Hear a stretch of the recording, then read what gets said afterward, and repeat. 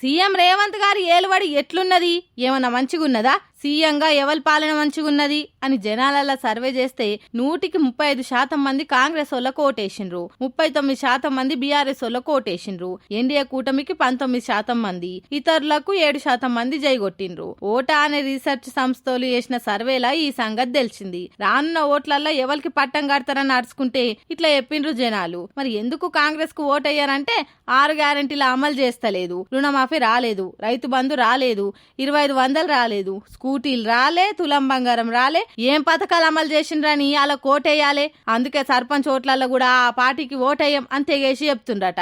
జనాలు ఇట్లా దమ్కి ఇచ్చేటట్టే ఉన్నారని స్థానిక సంస్థల ఓట్లు కూడా జరపకుండా టైంపాస్ చేస్తుందని అంటున్నారు అంతా. సీఎం కు ఎన్ని మార్కులు వేస్తారనంటే ఫెయిల్ చేస్తామని చెప్తుండ్రట. పాపం రేవంత్ రెడ్డి సారు దనదన నడక అందరికంటే వెనక అన్నట్టు ఎంతో చేద్దామని దానిలాడుతుండు గాని ఏది చేయలేక ఇట్లా మందిలో ఫెయిల్ అయిన సీఎం అని పేరు తెచ్చుకుంటున్నాను అంటున్నారు సార్ డై హ్యాడ్ ఫ్యాన్స్.